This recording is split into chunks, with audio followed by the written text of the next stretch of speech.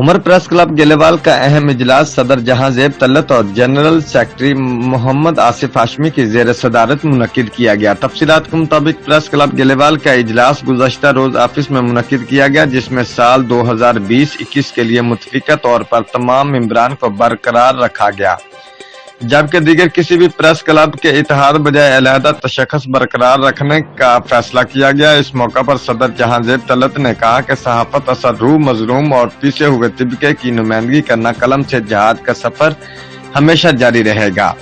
اجلاس میں ملک حنیف، رحیم مقبول خان چودھری، ظفر اقبال، عمر فاروق ثقلین، سرفراز، ملک وسیم قادر، G M Qamar, Javed گل، ملک فہد چنر نے شرکت کی۔ رپورٹ کیمرہ مین ٹیم کے ہمراہ عمر فاروق، نمائندہ جیو ایکسپریس نیوز گلیوال۔